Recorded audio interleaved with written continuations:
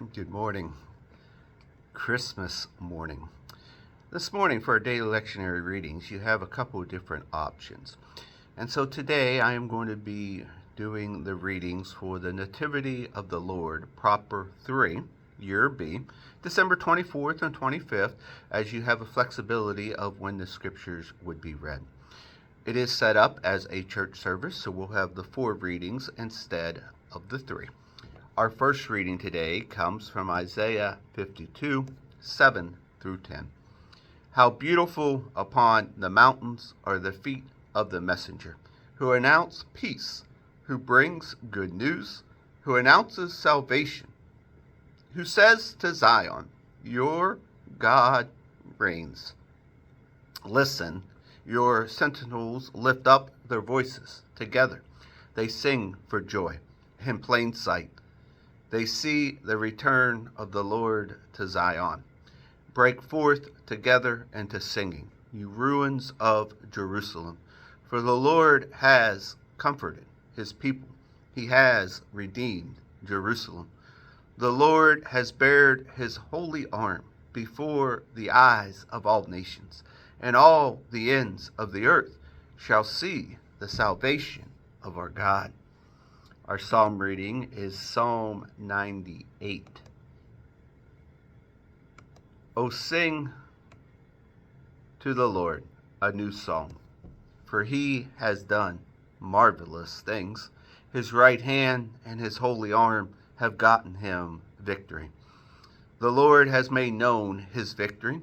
He has revealed his vindication in the sight of the nations. He has remembered his steadfast love and faithfulness to the house of Israel. All the ends of the earth have seen the victory of our Lord. Make a joyful noise to the Lord. All the earth, break forth into joyous songs and sing praises. Sing praises to the Lord with the lyre and sound of melody. With trumpets and the sound of the horn, made a joyful noise before the King of the Lord. Let the sea roar and all that fills it, the world and those who live in it. Let the floods clap their hands. Let the hills sing together for joy at the presence of the Lord, for he is coming to judge the earth. He will judge the world with righteousness and the people with equity. Our second reading comes from Hebrews chapter 1, verses 1 through 4. Long ago, God spoke to the ancestors in many and various ways by the prophets. But in these last days, he has spoken to us by a Son, whom he appointed heir of all things, through whom he created the worlds. He is the reflection of God's glory, an exact imprint of God's very being, and he sustains all things by his powerful words. When he had made purification for sins, he sat down at the right hand of the Majesty on the high, having become as much superior to angels as the name he has inherited is more excellent than theirs. Our gospel reading today comes from the Gospel of John, chapter 1, verses 1 through 14.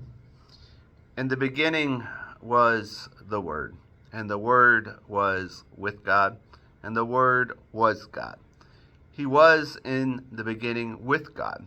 All things came into being through him, and without him not one thing came into being. What has come into being? In him was life, and the life was the light of all people. The light shines in darkness, and the darkness did not overcome it. There was a man sent from God whose name was John.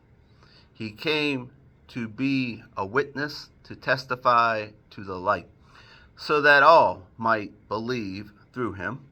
He himself was not the light, but he came to testify to the light. The true light, which enlightens everyone, was coming into the world.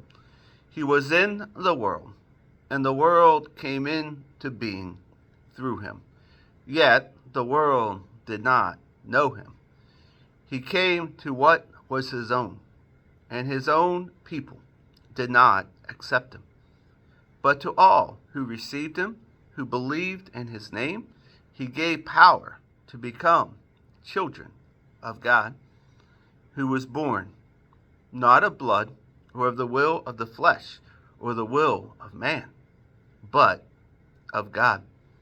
And the Word became flesh and lived among us, and we have seen his glory, the glory as of our Father's only Son, full of grace and truth. The word of the Lord.